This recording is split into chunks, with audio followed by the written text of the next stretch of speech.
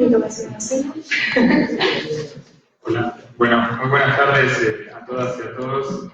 Primero que nada les quiero agradecer a todas las organizaciones e instituciones que han, por un lado, me han invitado a este seminario y, bueno, felicitarlos también por la iniciativa. Y un doble agradecimiento también a todas las instituciones, en especial a Eduardo, porque hace muy pocos días tuve que pedir un cambio urgente de programa, porque no podía estar el día de mañana y con toda amabilidad han accedido a mi pedido, así que muchísimas gracias también por eso. Bueno, a ver, la idea es hacer un brevísimo repaso, lo que podamos, de los últimos años, algunas tendencias en términos generales y salvo en algunos momentos que me voy a hacer comentarios específicos sobre algunos países, va a ser una generalización, una salta de generalización y por lo tanto cargada de errores, bueno, tener esa característica sobre las políticas migratorias desde un enfoque de derechos humanos en América Latina y un poquito en el Caribe,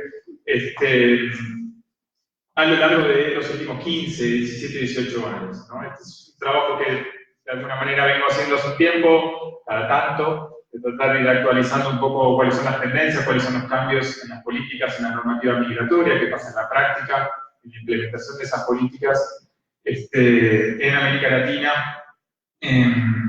Y por eso mismo también, y un poco por las tendencias que voy a comentar, la presentación van a ver está como dividida en dos partes, ¿no? Una que arbitrariamente, por alguna razón puntual, empieza en 2002 y termina, de vuelta es un proceso con el cual no hay una fecha y esta fecha va a cambiar de país a país, pero cerca de 2017 y yo creo que luego hay unos vientos de cambio, diríamos, en la región, de vuelta con sus diferencias, si vamos de país a país, que viene a marcar como alguna tendencia diferente respecto del periodo anterior. Me voy a explicar ahora un poquito más en el avance.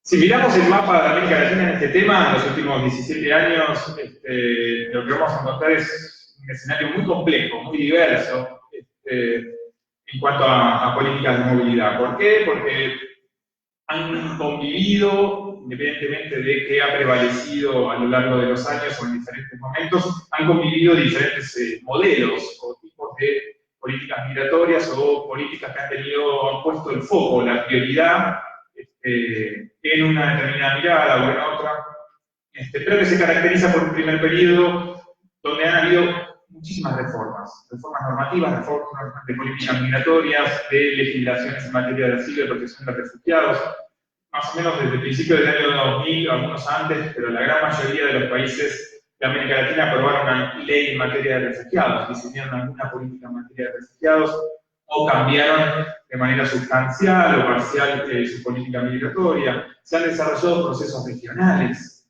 en el contexto centro norteamericano, en el Caribe, en cierta medida, en el ámbito sudamericano, algo vamos a ver. Ha cambiado mucho el discurso, la retórica de los gobiernos en este tema, sobre todo a partir del año 2002 y con un cambio en otro sentido en los últimos años.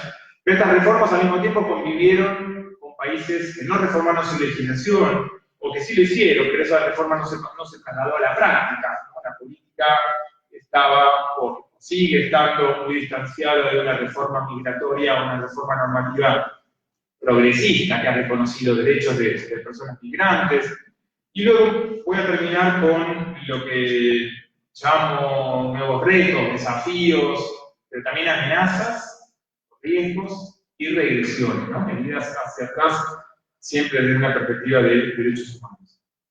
Como decía, hay una primera etapa que para mí el punto de partida es el año 2002, y es 2002 arbitrariamente, pero por algo que creo que es importante en términos de enfoque, lo que supone el cambio para toda la región, pero especialmente para Sudamérica, y estoy hablando del acuerdo de residencia del Mercosur, 6 de diciembre de 2002, una herramienta que hasta el día de hoy sigue siendo muy importante y que refleja una mirada bien distinta de lo que era la política migratoria anterior, después voy a entrar en eso. En estos 15 años, 2002-2017, como decía, hubo muchos cambios, y la mayoría de esos cambios fueron progresivos, progresistas, en términos de mayor reconocimiento de derechos, empezar a reconocer que la migración es un derecho humano, o igualdad de derechos entre nacionales y extranjeros, independientemente de la condición migratoria, empezar a darle cierto rol al Poder Judicial como garante de derechos, que una decisión de una autoridad migratoria pueda ser cuestionada ante el Poder Judicial, en fin, ¿no? Una serie de reformas principalmente de mejora o de ampliación de derechos. Esas reformas fueron de la mano de un cambio de retórica, un cambio discursivo, donde el lenguaje de derechos humanos, la persona migrante, empezó a estar en el centro de ese discurso. No necesariamente luego ese cambio de discurso, cuando digo cambio, estoy pensando en las políticas o las legislaciones en la década de 70, por ejemplo, en buena parte de América Latina, ¿no? Donde dictaduras militares o gobiernos similares a dictaduras militares, con ciertas diferencias, adoptaron políticas migratorias desde el enfoque de seguridad nacional. Entonces el discurso cambia a partir de estos años. Eso no necesariamente llevó a cada país que ese discurso se vio reflejado en un cambio normativo o que el cambio normativo se vio reflejado en la práctica, pero sí hay un cambio importante en la retórica. Basta leer las declaraciones de los países del Mercosur a partir de 2002, 2003, 2004, 2005. Todas las declaraciones de la Conferencia Sudamericana de Migración, cada año lo que decían los gobiernos de la región sobre el enfoque de derechos humanos, causas estructurales de la migración, el cuestionamiento a políticas restrictivas como la Directiva de Retorno de la Unión Europea en 2008, o decisiones del gobierno de Estados Unidos a lo largo de estos años. Hay un claro cambio de discurso, independientemente de que uno luego puede matizarlo, depende en qué lugar de la región nos parezca. Como decía, cambiaron muchas leyes y en términos internacionales la región empieza a ratificar con cierto grado de... Bueno, cuantitativamente, en términos sustantivos o significativos, la Convención de Derechos de Trabajadores y Trabajadoras Migrantes y sus familias de Naciones Unidas, ¿no? Tratado Internacional del año 1990, que hasta el día de hoy tiene solo 51 o 52 países de todo el mundo que lo han ratificado. De ellos, 52, 18 son de América Latina y estos 18 son ratificados en esta época. No hay, aunque sea formalmente, de compromiso con el tratado que a nivel mundial se aprobó en materia de migrantes, ¿no? Pero como decía, estas reformas progresistas o de amplitud de derechos, de ampliación de derechos, convivieron también en este mismo periodo con demoras en la concreción de estos cambios normativos. Mientras que Argentina la reforma aprueba una nueva ley migratoria en 2003, Ecuador la hace en 2017, Brasil la hace en 2017, Perú la hace en 2017, Bolivia en 2013, Chile aún no la hizo, pero esos cambios no se dieron con la misma velocidad en cada país.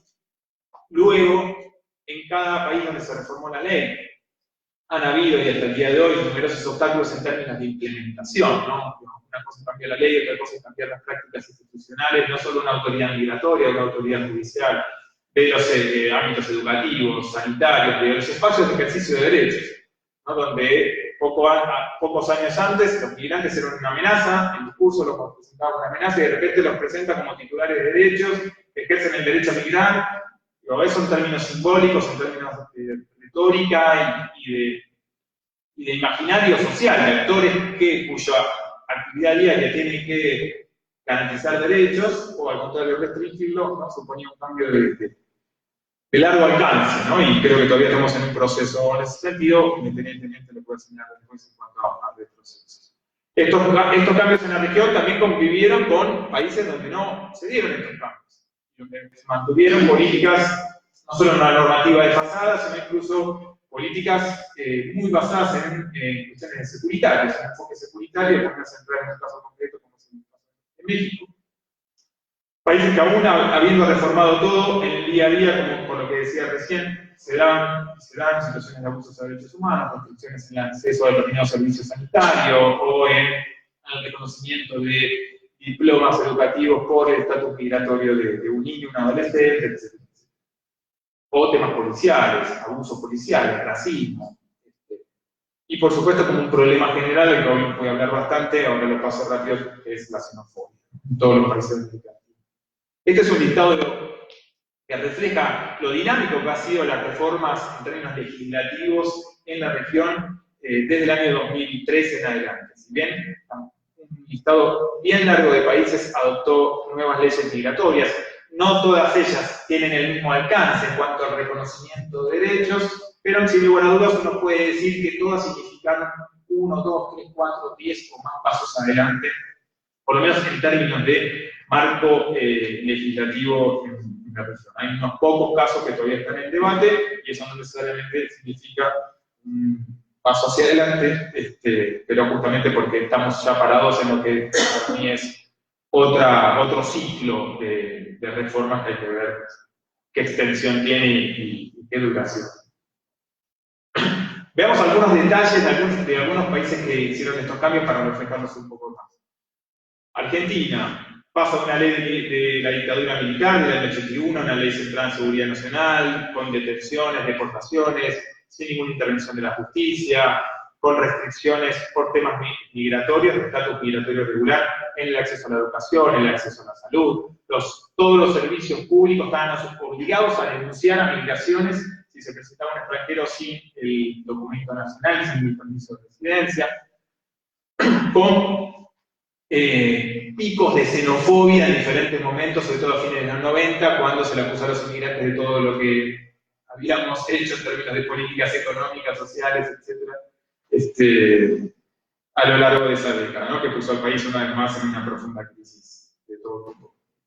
De ahí se pasa una ley que fue debatida durante 2 años en el Congreso Nacional por distintos actores sociales y políticos, que reconoce la migración como un derecho humano, igualdad de derechos, que incorpora en su ley lo que se había aprobado meses antes o el año anterior en el Acuerdo de Residencia en Mercosur, esta nueva categoría de residencia que es ser nacional del Mercosur y asociados, pero en Argentina en términos prácticos ser nacional de un país sudamericano, desde entonces hasta ahora, todo un cambio en materia de no detención por razones migratorias, las garantías de debido proceso, etc. Eso fue acompañado de mecanismos de regularización migratoria para resolver la irregularidad migratoria que había generado la ley restrictiva anterior. Como bien sabemos, las leyes restrictivas no paran la migración, lo que hace es condicionar las formas en las que esas personas ingresan y permanecen, ¿no? Y los empujan a la irregularidad y todo lo que se deriva en términos de explotación laboral, exclusión social, criminalización, entre otras cosas, ¿no? Pero como decía, en el caso argentino, igual que en otros, esas reformas importantes conviven hasta el día de hoy con problemas de implementación, con prácticas contrarias a la ley, la ausencia de una política que genere información para dar cuenta del impacto positivo no solo en la población migrante, sino en la población en general, de los cambios que reconocen derechos, problema estructural en Argentina en materia de xenofobia, que se agrava en el caso nuestro porque se combina con racismo en la población indígena, racismo afrodescendientes, y eso son buena parte del 90 y tantos % de la inmigración que recibimos hoy. Migrantes indígenas, o de origen indígena, de países latinoamericanos, migrantes afrodescendientes, tanto latinoamericanos como africanos o haitianos. Y lo rápido, porque después voy a detenerme en eso, pero no hubo una reforma institucional. Se pasó de una ley de la dictadura militar a una ley de inclusión social y garantía de derechos manteniendo el mismo organismo de aplicación, el Ministerio del Interior.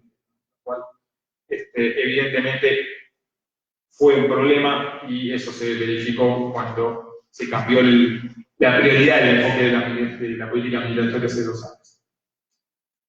Brasil en cierta medida tuvo un proceso similar de pasar de una ley de la dictadura militar a una ley con cierto reconocimiento de derechos, pero con un proceso mucho más complejo y más largo de reforma de la ley, que recién se aprueba en el año 2017, ya con Temer como presidente, y por lo tanto esa reforma, antes de ser aprobada, ya sufrió diferentes restricciones respecto a lo que eran los primeros borradores, los que habían propuesto un espacio, una comisión de especialistas que se había creado en el Ministerio de Justicia en los últimos años del gobierno de Dilma.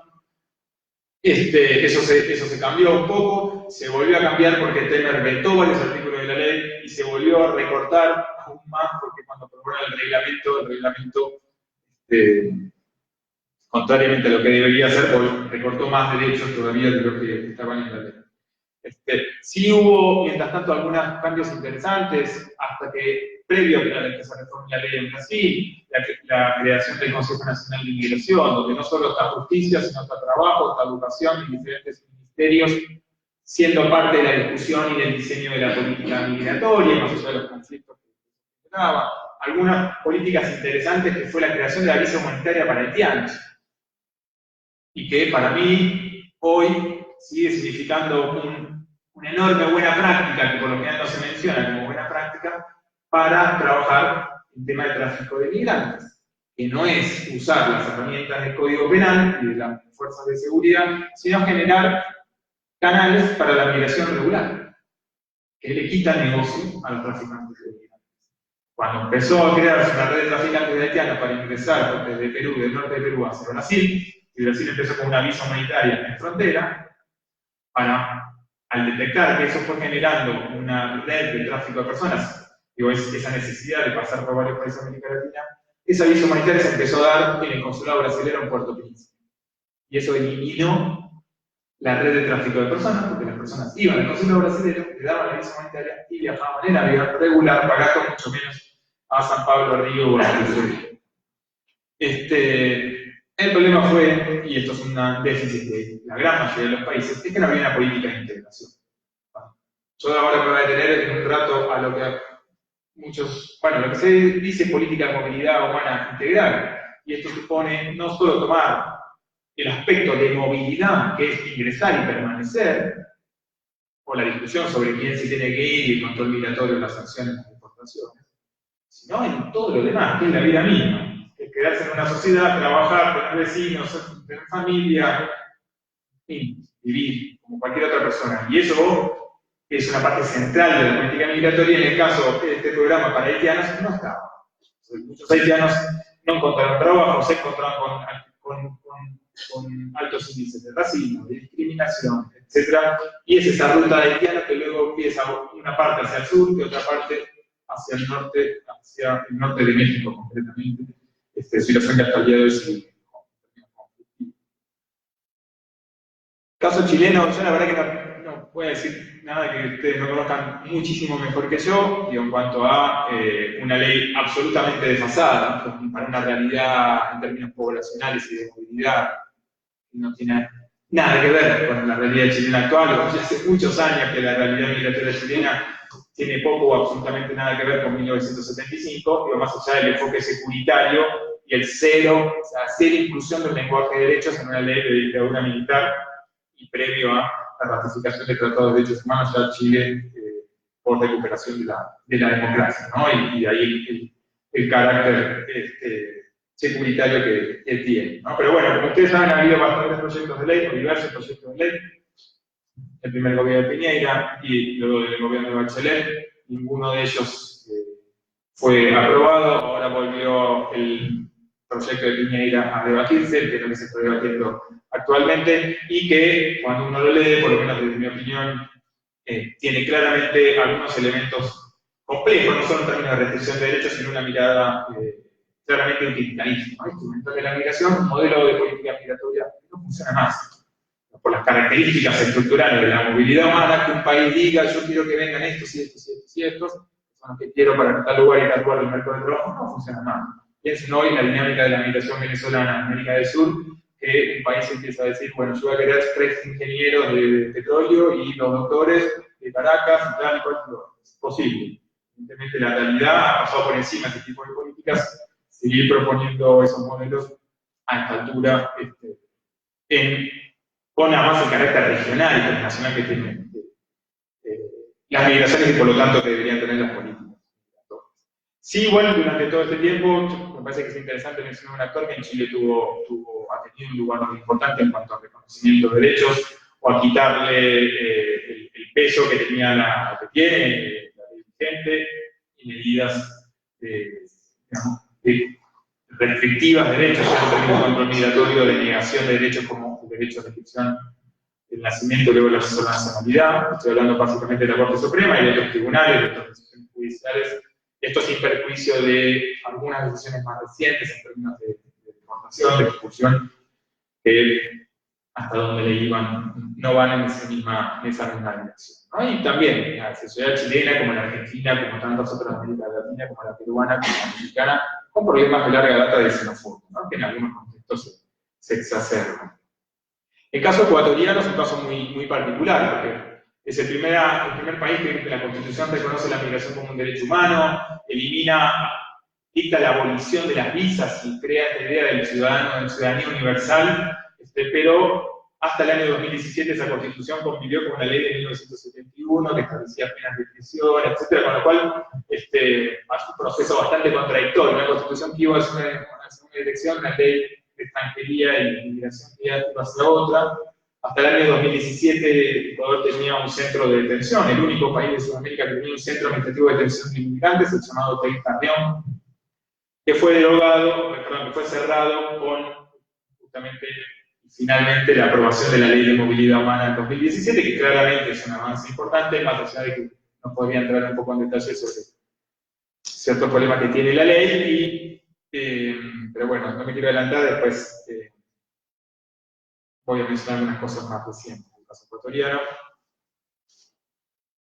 No me queda tanto tiempo como desearía, pero muy rápidamente sí me parece importante mencionar el caso mexicano, porque es un país muy importante en términos de flujos migratorios en la región. Un país que hasta el año 2011 también tenía una ley migratoria, ni siquiera una ley migratoria, la Ley General de Población del año 70, que establecía, ¿no? México llevaba casos a la Corte Interamericana de Derechos Humanos contra Estados Unidos, a la Corte Internacional de Justicia, a todos los ámbitos internacionales para la defensa de los derechos de los trabajadores y las familias mexicanas en Estados Unidos, establecían su Ley General de Población 10 años de prisión por ingreso irregular, por permanencia irregular, y una de la criminalización de la migración más severa de la región, como el decreto del 75 de Chile también, ¿no? Bueno, entonces, luego finalmente se logró una reforma normativa en 2011, tanto en materia migratoria como de asilo, pero hasta el día de hoy esa legislación que ha reconocido derechos y que se ha fortalecido con la Ley General de Derechos de Niñas, Niñas y Adolescentes, que tiene un capítulo muy completo sobre el derecho de la niñez en contexto de migración, ha convivido con un enfoque que sigue siendo el enfoque prioritario de la política migratoria mexicana, muy cercana a la política de control hemisférico de la movilidad de Estados Unidos, es el enfoque securitario. Y es por eso que hay centros de detención llamados situaciones migratorias desplegados por buena parte del territorio mexicano. Es por eso que se han desplegado controles migratorios en las rutas de donde circulan las personas hacia el norte, y por eso muchas personas esquivando esas rutas terminan en manos del crimen organizado, de los carteles del narcotráfico, que incorporaron el secuestro extorsivo de migrantes o reclutamiento forzoso de migrantes a sus negocios, y de ahí que hay estimaciones sobre decenas de miles de migrantes desaparecidos, de ahí que se han ido creando los comités de familiares de migrantes desaparecidos en Guatemala, en Honduras, en El Salvador, ¿no? Está el equipo argentino de antropología forense, ¿no? Hay conceptos y actores propios de épocas de desapariciones forzadas en contexto de dictadura, no menos en América del Sur. Entonces, el escenario mexicano es muy complejo y esto vamos a ver que se ha ido grabando más aún ahora.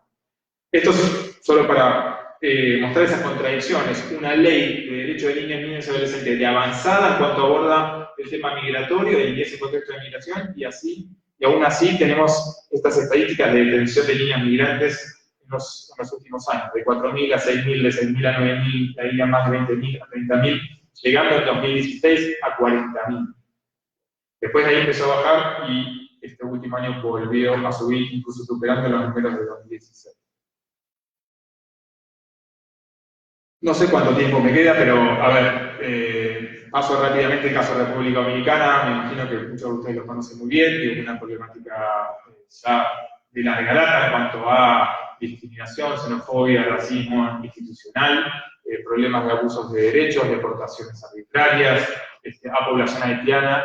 La histórica negación sobre los últimos 20 años a reconocer la nacionalidad de niños nacidos de padres haitianos en situación migratoria irregular en República Dominicana, que lo llevó a una condena en la Corte Interamericana, y como respuesta a eso, República Dominicana reformó su constitución para seguir negando ese derecho, y luego además la Corte Suprema no solo ratificó la constitución, esa restricción al acceso a la nacionalidad, sino que la retrotrajo a 1929, de ahí que estamos todavía desde el 2013 con una discusión de por un proceso de nacionalización, emparchado por todas las críticas que hubo con políticas de regularización migratoria, pero a nacionales dominicanos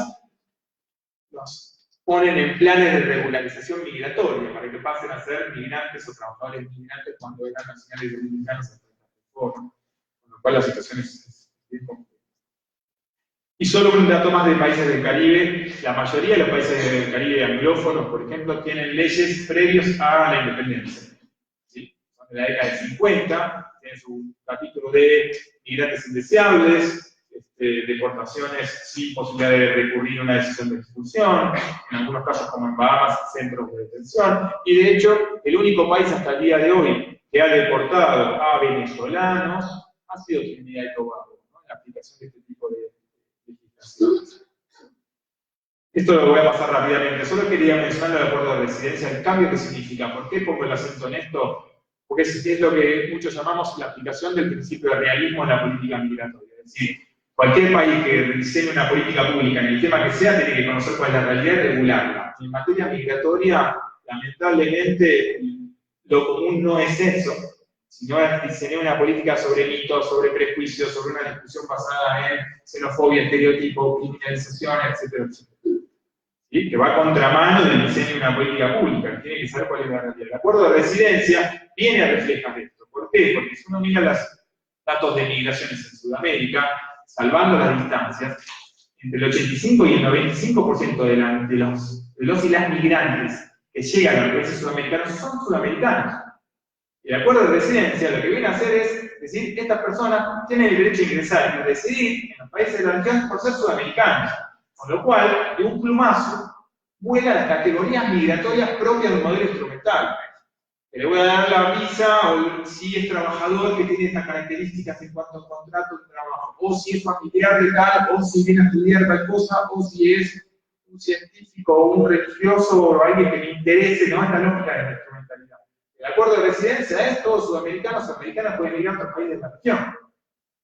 ¿Sí? Obviamente hay obstáculos igual las personas en situación de pobreza difícilmente puedan migrar más allá del campo a la ciudad, y todo lo que sabemos en términos de desigualdad y pobreza estructural de nuestra región, pero es un cambio de alguna manera radical, ¿no? Y por lo menos me detengo en eso en cuanto a iniciativas regionales, cualquier cosa podemos conversar un poco más.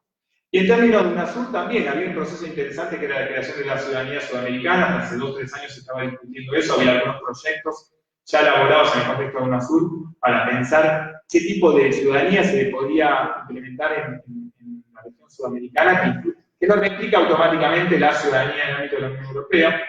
Lamentablemente, todos estos procesos están detenidos en los últimos meses.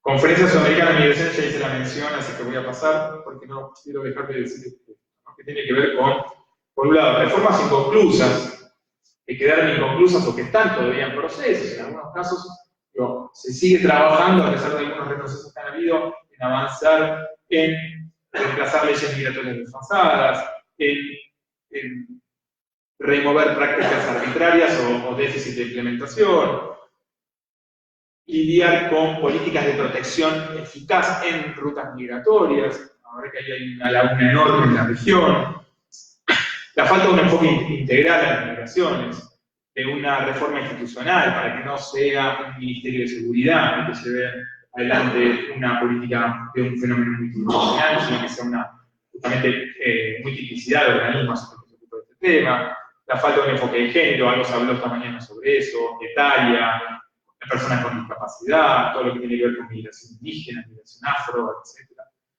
Falta de datos, ¿no? Hay como toda una serie de cuestiones muy pendientes. Democratización, participación social genuina en el debate y la evaluación de las políticas migratorias, todo lo que tiene que ver con la xenofobia.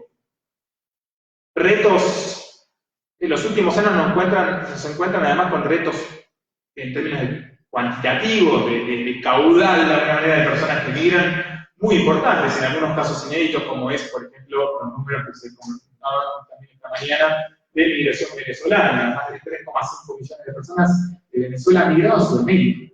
Esto no solo es inédito en términos cuantitativos, sí, se han ido más gente de Colombia por el conflicto armado, pero a lo largo de un periodo de tiempo mucho más prolongado. Y aún así, no se ha dado, como en el caso venezolano, que la amplísima mayoría han migrado a Sudamérica, ¿no? El desplazamiento colombiano, sí, mucho Sudamérica, pero también es a Centroamérica, también es a México, a Estados Unidos, a España, a Francia, y a distintos países, ¿no? Entonces, son las dinámicas bastante recientes. Y es en este contexto, este desafío tan inédito en cuanto a los procesos de movilidad en la región, que vienen a convivir, tristemente diría, tiene que ver, contrafáctico, ¿no? Con contextos en el que ha habido reformas regresivas en la región. Algunas reformas normativas regresivas, como el caso de Argentina, como la propuesta que se está debatiendo en Chile. No lo digo regresivo respecto del decreto de Pinochet, pero sí regresivo respecto de los estándares, los compromisos que los países sudamericanos han ido diciendo que deben guiar las políticas migratorias desde el año 2002 hasta ahora. En ese sentido, claramente. Una xenofobia en alza, discursos de vuelta de buenos inmigrantes versus malos inmigrantes, populismos antimigratorios. Se están empezando a ver cada vez más actores de este tipo de características en Sudamérica, que no era común. Muy raro encontrar actores que jueguen a la política a partir de un populismo antimigratorio.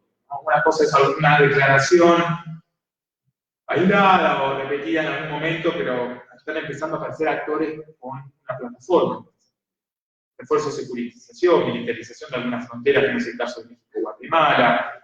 Estándares a la baja. La respuesta, esto es muy paradójico, la respuesta, pero creo que es explicable, a la migración venezolana en Sudamérica, hay una parte positiva, que de alguna manera u otra los estados han diseñado herramientas o han usado las que tienen, como el acuerdo de residencia en algunos casos, la declaración de Cartagena en muy pocos casos, o inventado soluciones temporales, como se comentó esta mañana, en el caso de Colombia, por ejemplo, Chile, pero todas esas medidas han sido a la baja respecto de los estándares sobre el reconocimiento del derecho a migrar y las categorías migratorias creadas en el ámbito del Mercosur, o estándares a la baja de la declaración de Cartagena. La tasa de reconocimiento de refugiados venezolanos es ínfima. Digo, más allá de la contradicción retórica que se planteaba esta mañana, del discurso sobre Venezuela, y luego la debilidad de la protección a venezolanos que salen de esa situación gravísima, como es la situación en Venezuela, ¿sí? Y además, luego, después de hablar 10 años por Cartagena, 20 años por Cartagena, 30 años después de Cartagena, Gran Brasil en 2014, 2015 empieza el reto de la migración venezolana. Es el momento de poner en práctica lo que los estados dijeron durante 30 años en materia de definición amplia de conceptos de refugiados. La práctica deja muchísimo que desear en ese sentido. Como decía, el abandono de los procesos regionales, algunas reformas regresivas más en detalle, no tengo tiempo para hacerlo, pero sí mencionar que en Argentina se reformó la ley por decreto de necesidad de urgencia, de un día para otro, en verano, cuando el presidente podía haber llamado el día siguiente para que la semana siguiente sesiones extraordinarias del Congreso, en lugar de esperar 3 días, tergiversó estadísticas oficiales para inventar una crisis securitaria que reformó la ley. Y toda una serie de restricciones y problemas que se han dado en Argentina, en Brasil, con un rol importante de las Fuerzas Armadas, ahora con una decisión del Ministerio de Justicia también que viene a reforzar este discurso de migración y delito. Bueno, acá se me guardaron algunas cosas de Chile, Ecuador, Perú. No, pero algunas restricciones o problemas nuevos o agudización de la xenofobia, la instalación de la visa para venezolanos en estos 3 países en los últimos meses, Ecuador implementa a partir de hoy. Sí, cabe decir, en el caso ecuatoriano, por lo menos va a haber un plan de regularización para la población venezolana que está en Ecuador, que es muchísima la población que está en situación irregular, pero de vuelta, casos graves de xenofobia. El tuit, en el contexto de un hecho delictivo dramático en Ibarra, en Ecuador, el tuit del presidente diciendo que hay que crear milicias urbanas para controlar a los venezolanos, es un tuit que no se lo había Donald Trump. ¿No? Entonces, situaciones complejas, hubo elecciones locales en Ecuador, con algunos partidos aprovechando el tema migratorio, ¿no? Al estilo de municipios europeos, para conseguir votos, abogando por una criminalización de la migración, una medida más restrictiva, etc. Como les decía, el aumento de las deportaciones, miren lo que son los números de México de este año. 108.000 detenidos hasta junio, de esos 32.000 fueron niños menores de 18 años, récord histórico de deportaciones, hasta julio 131.000 personas deportadas de México. Reflexiones finales. Creo que está claro que es América Latina, es un cambalache de políticas migratorias de todo tipo, de un extremo a otro, o conviviendo en un mismo país, o en una misma localidad, o en una misma subregión, modelos contrapuestos, complejos, contradictorios, y además esto hoy en un contexto especialmente desafiante por la modalidad que están teniendo algunos procesos migratorios, por ejemplo, en Sudamérica, ¿no? Entonces, creo que estamos en una coyuntura bastante compleja, ¿no? Donde, bueno, a ver, estamos a tiempo de volver a girar, de reforzar las cosas que se hicieron bien, de cambiar las cosas que se han hecho mal en estos últimos años, de no repetir errores hechos en tiempos de reformas progresistas, ¿no? Y tratar de diseñar algún paradigma nuevo de política de movilidad humana, ¿no? Centrada en derechos, que tenga en cuenta toda una serie de elementos que son centrales. O vamos a replicar un modelo que ya sabemos los resultados, ¿no? Esta mañana se hablaba, ¿no? Sabemos cómo Nacional describía las rutas migratorias en el mar Mediterráneo, ¿no? Las situaciones que se están dando en algunas fronteras, los miles de muertos que se cuentan año tras año, ¿no? Entonces, parecía que América Latina estaba yendo una parte, por lo menos yendo a construir un modelo nuevo, con todas sus contradicciones y lentitud, etcétera, etcétera. Hoy no es tan claro. Entonces hay que ver si estamos a tiempo de volver a darle el tiempo. Y si lo damos vuelta, un paradigma nuevo, sí o sí, entre otras cosas, necesita esto, ¿no? La política migratoria es una política social, es un fenómeno social, es un tema securitario. Tiene que ser diseñada como política social, incorporar todas las aristas que supone un fenómeno social con la multidimensionalidad que tienen las migraciones. Y eso tiene que reflejarse en el abordaje de las causas estructurales, tema hiperpendiente en América Latina. Más allá de las reformas progresistas que se dieron, el abordaje de las causas estructurales quedó siempre para quinto lugar o décimo lugar. Siempre pongo el ejemplo con todas las limitaciones de análisis que tengo en este tema, pero el proceso de la Unión Europea. Cuando se incorpora a la Unión Europea, por ejemplo, España, Italia, Portugal, países que pocos años antes, incluso en ese momento, todavía mandaban muchos inmigrantes a Suiza, a Alemania, a otros países de Europa. ¿Qué hace la Unión Europea cuando incorpora a esos países? Mete un montón de dinero para nivelar hacia arriba. ¿Cuándo hizo eso Sudamérica? Todo el proceso de política migratoria conjunta en el ámbito del Mercosur. ¿Cuándo trabajamos para cerrar la brecha entre un Brasil y un Paraguay? ¿Sí? Esa agenda está totalmente pendiente, hay que trabajar. La interinstitucionalidad en términos verticales, gobiernos locales, gobiernos medios, gobiernos nacionales, a nivel regional, horizontal, Ministerio de Educación, Ministerio de Trabajo, de Justicia, de Salud, el organismo de niñez, todos los organismos que trabajan en transversalizar la actividad de género, etcétera, etcétera.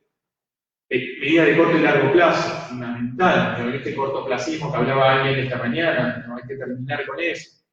Hay que tener una política de Estado frente a las xenofobias. Hay que lograr que los partidos políticos de nuestros países tengan la responsabilidad y la valentía de comprometerse a no jugar en tiempos electorales, menos aún en tiempos de crisis, con el tema migratorio. Nos destruye como sociedad. Y lamentablemente nos están apareciendo cada vez más personajes que juegan este juego. El daño que eso genera. Primero a la población migrante, luego a la población en general. Y ahí me parece que tenemos que pensar en construir alianzas las más heterogéneas y amplias posibles para lograr eso. Me parece que hay gente razonable en todos los sectores políticos. Hay que encontrarlos, hay que encontrarlas y construir este compromiso social y político. Enfoque transversal en la interseccionalidad en términos de género, de discapacidad, de identidad de género, de orientación sexual, etcétera, etcétera, etcétera. Políticas de integración social. Nuestros países no han construido, los países receptores. Argentina, que tiene 150 años de recibir inmigración, más allá de todas las crisis que tuvimos, nunca tuvimos una política de integración. Nunca. Y por eso, hasta el día de hoy, tratamos a los inmigrantes como nosotros que no se merecen estar ahí. Cuando es parte constitutiva de nuestra sociedad desde la creación del Estado. ¿No? Eso refleja una ausencia, una deuda enorme en términos de política de integración del ciudadano. Una política realista, como decía, basada en información, sin mitos, sin prejuicios, sin juego. Democrática, participativa, donde todos los actores deberían poder opinar, ni hablar de las propias comunidades migrantes que son parte de nuestra sociedad. Mecanismos permanentes de acceso a situación migratoria regular. La regularización es una medida de inclusión social, es una medida de desarrollo humano, es una medida de crecimiento económico. Hay que trabajar en romper el tabú y el uso político de la regularización migratoria como una amnistía a un criminal. Cuando, como bien se dijo esta mañana, lo que hay son políticas de ilegalización. Por lo general, la irregularidad migratoria es la consecuencia de las políticas de los Estados. Entonces hay que trabajar, me parece que es central el trabajo en ese sentido. Y por supuesto, pero transversal a todo lo que dije desde Vamos, los principios, las normas, los estándares de derechos humanos como sustento, no solo de una política que sea legítima, sino de una política que funcione. Porque la garantía de derechos es la que genera luego toda una serie de resultados positivos para la comunidad de origen, para la sociedad de destino y por supuesto para las personas que por una razón u otra tienen identidad. Muchas gracias.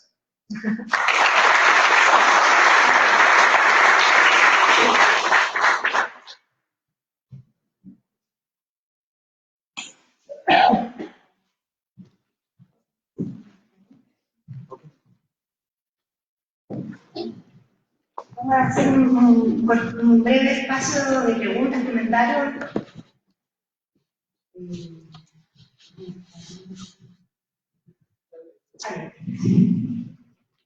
Hola, buenas tardes. Para nadie es un secreto que América Latina está dando un giro hacia la derecha y podríamos decir hasta la ultraderecha. En el caso de Brasil, Argentina, Chile. Y coincidencialmente, estos países, no sé si son orquestados o no por el discurso de Donald Trump, se retiran del pacto migratorio. Yo no conozco cuál es la postura de Argentina frente al pacto migratorio. Brasil ya se desconecta de este pacto, Chile también se desconecta de este pacto, Estados Unidos. No sé cuál es la postura de Argentina, primero. Y segundo, desde su experiencia y todo el conocimiento que tiene, ¿cuál puede ser la tendencia de América Latina? Que con esta realidad otros países podrían retirarse del pacto, lo vamos a fortalecer. Me gustaría escuchar. Vamos a tomar unas cuantas preguntas y... Una exposición. Yo creo que concuerdo el 99,9% con todo lo que señalan. Simplemente te quiero hacer ahí una pregunta para responder, porque tú planteas el objetivo que es la política social. Pero más que el migratorio, ante la ausencia de una política social, generalmente estamos con una política penal. Y eso ha sido tremendamente llamativo en los últimos años en América Latina, donde, por ejemplo, tú mencionas el caso de Ecuador, que me parece muy interesante, porque Ecuador, al comienzo de los 90, era un país que tenía unas tasas de encarcelamiento que eran similares a las de Escandinavia, ¿no? Luego eso tuvo un leve aumento hasta que se produce justamente un proceso de reforma, vuelve a bajar hacia 70 cada 100.000 habitantes, y hoy día tiene una tasa de encarcelamiento de 222 cada 100.000 habitantes, que lo pone muy cerca del caso chileno en la actualidad, que es uno de los países que se cuenta más punitivo, ¿no? Entonces, en ese sentido, ¿cómo uno podría, en el fondo lo que tú planteas es como un horizonte hacia el cual uno debiera apuntar, ¿no? Pero ¿cómo puede salir de la trampa del juego ante la ausencia de política social, el aumento de la política penal? Y eso se ve particularmente, bueno, en todos los casos como trata respecto a las detenciones, exclusiones, etc. Eso. Carolina, Francisco, y yo creo que con eso por ahora. Gracias, Pablo, por la presentación. Mi pregunta va un poco más por el lado político, ¿no? Frente a todo lo que se ha dicho de los gobiernos de derechas en la región, que son en América Latina, pareciera ser que desde el lado de la izquierda ha sido difícil articular un discurso distinto al que ha implementado la derecha con un éxito fuerte, o sea, para luchar en las elecciones, para luchar en algunos votos. En ese sentido, digamos, ¿qué crees tú? O que más allá de la discusión o de poner los derechos humanos que parecieran no ser suficiente hoy día para articular una propuesta distinta desde el mundo más progresista, ¿qué piensas?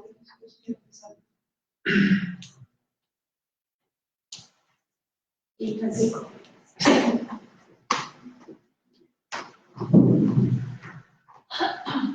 Gracias.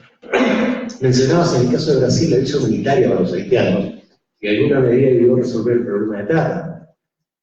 En el caso chileno, o sea, los contenidos son absolutamente distintos, pero en lo concreto disminuyeron las visas a los haitianos a partir de establecer la visa humanitaria. No entiendo un poco el proceso de diferencia que teníamos. Bien. Bueno, gracias por las preguntas muy buenas para seguir la conversación. Sobre el pacto, uno esperaba que no lo firme la República Dominicana, digo, pensando en la región, la tendencia normal, digo, a no hacer ninguna señal a la sociedad o a parte de la sociedad dominicana que huela a una medida en favor de la población migrante.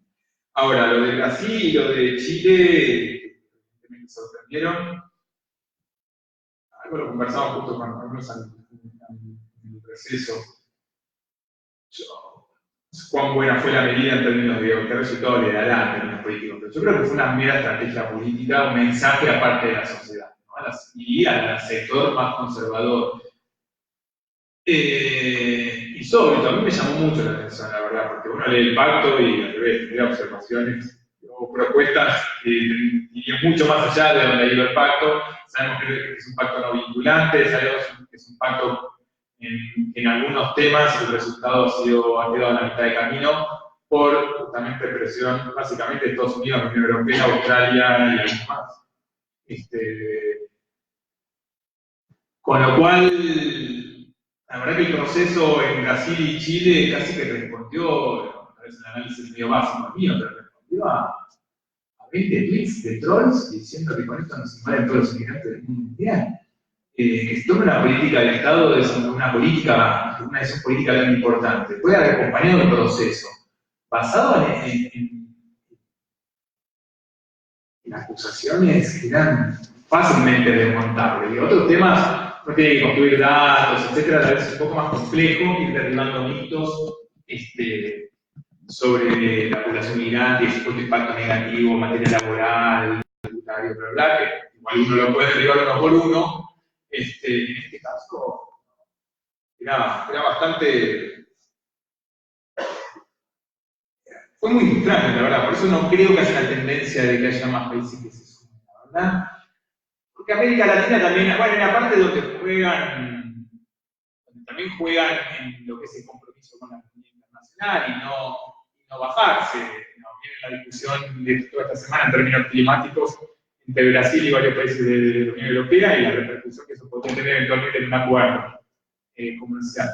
Entonces, por eso es que llamó la atención, ¿no? Sobre todo, a mí me llamó más la atención la de Chile que de Brasil, porque en todo caso Brasil, con las reacciones de la presidenta actual, uno podría entender, sigue una línea parecida en ese sentido a Trump. En el caso chileno, más allá del incremento de la xenofobia en altas autoridades, una cosa es discurso xenófobo para una discusión interna y otra cosa es subirse a un discurso bastante básico y mental de supuestas invasiones migratorias para bajarse de un proceso mundial con la mayoría de los países del mundo que duró varios años.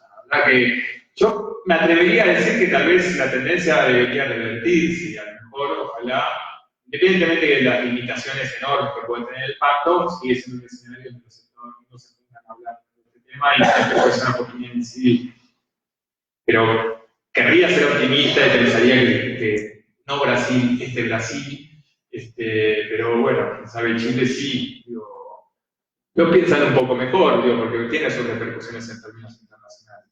No me imagino que se sumen otros, pero bueno, la verdad que hay cosas que están pasando que tampoco nos las imaginábamos hace 2 o 3 años, como por ejemplo las medidas de visa a América del Sur, donde circulaba con la cédula o DNI hace ya muchos años, y en la mayor crisis humanitaria en términos de desplazamiento de la región, que es la venezolana, se echa para atrás esa decisión.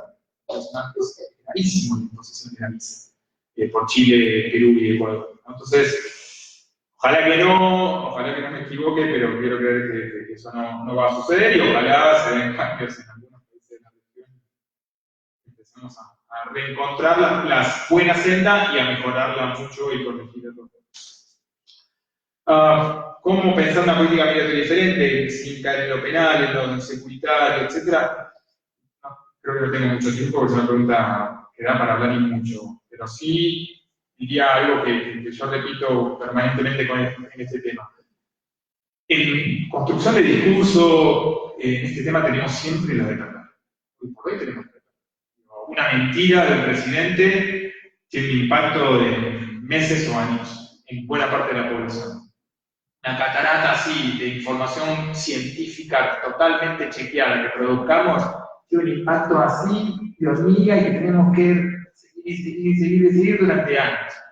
Bueno, hoy por hoy el escenario es ese. Y para mí una de las formas de revertir eso y por lo tanto ir construyendo una política diferente que piense en lo social, pensando en todo, no en la población migrante. Yo insisto y creo que todos estamos convencidos que garantizar derechos a la población migrante mejora toda la población.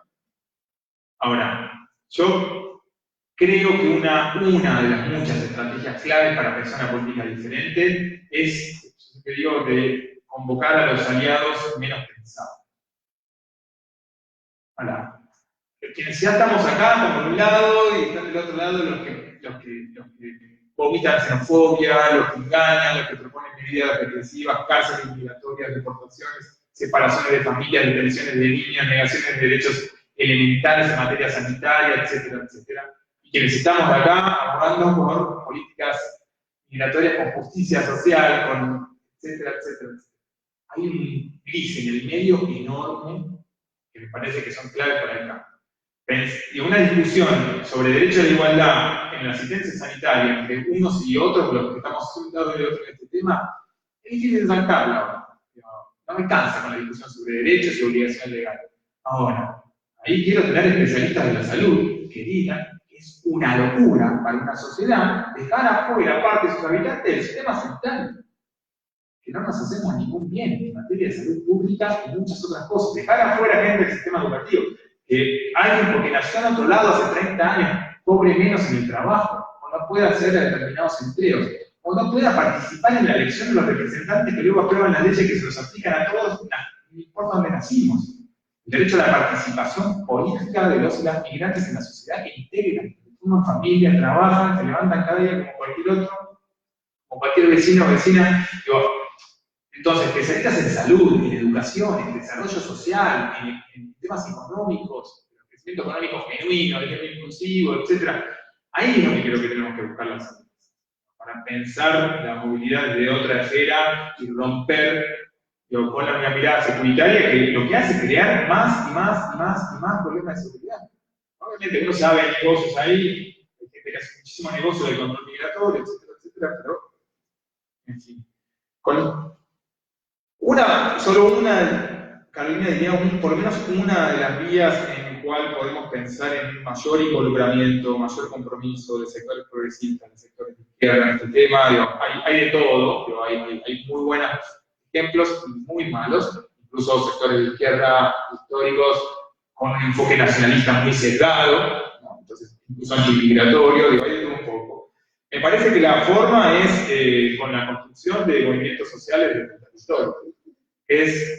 No me acuerdo quién planteaba, esta mañana, el tema de la cuestión de la ciudadanía. Hablaban de los comercios, y eso es ciudadanización, son migrantes siendo parte de la sociedad que integra, ¿no? Porque en comercio hacen esto, hacen lo otro. Me parece que uno encuentra muchas sociedades de destino como mujeres y hombres migrantes, niños, niñas, adolescentes, son parte de movimientos territoriales porque haya cloaca, porque haya un mejor centro de salud, porque haya mejores trabajos, mejores pagas, porque haya sindicatos fuertes que defiendan los derechos, etcétera, etcétera. Me parece que esa es la manera, desde abajo, construyendo ciudadanía negada formalmente, porque no pueden votar y no tienen los mismos derechos, pero construyendo día a día esa ciudadanía, donde se disipa, ¿no? El discurso xenófobo viene a es una estrategia histórica de romper movimientos sociales. Todos los trabajadores del mundo se tienen que unir para luchar. Yo le digo a mis trabajadores que la culpa es de esos otros porque nacieron de otro lado y vienen a arruinar el Caribe. Exitosísimo ha sido ese. reconstruir eso, donde la lucha por la justicia social, etcétera, no distingue más un vecino a otro por dónde nació o qué papelito tiene, ¿no? Me parece que es una forma de que sí o sí los movimientos y los partidos políticos más progresistas vayan incorporando eso, y hay muchos buenos ejemplos en la región sobre eso. No, a mí no fue claro, Francisco, sobre la visa humanitaria a haitianos de Brasil. No fue una visa para restringir la migración, todo lo contrario. Prácticamente todos los haitianos que se presentaban al consulado brasileño a pedir la visa humanitaria la tuvieron, no fue un filtro. O sea, estaba pensado para facilitar un canal seguro y regular. La migración ordenada, segura y regular es con derechos. Es una farsa que la migración ordenada, segura y regular es con palos, con más policía migratoria, más deportación. ¿Ves? Sin canales para migrar de manera segura, sin regularización, sin igualdad de derechos, no hay migración ordenada, segura y regular. Se está aplicando en el sentido opuesto. Brasil en ese momento dio la visa a los que la pidieron. Sirvió como una forma de facilitar la salida y no de obstaculizar. Me parece que otras visas impuestas a haitianos o a dominicanos en países de América del Sur fue todo lo contrario, fue para trabar y generó el efecto contrario. Como fue para trabar, generó que esas personas entren en situación irregular o entren en redes de trata de personas, como le pasó en muchos países de Sudamérica a las mujeres dominicanas, redes de protección sexual. Gracias. Bueno, muchas gracias. Vamos a darnos 3 minutitos para comenzar la siguiente mesa. Los invitamos a las personas que son parte de esa mesa y luego de esa mesa vendrá el conflicto.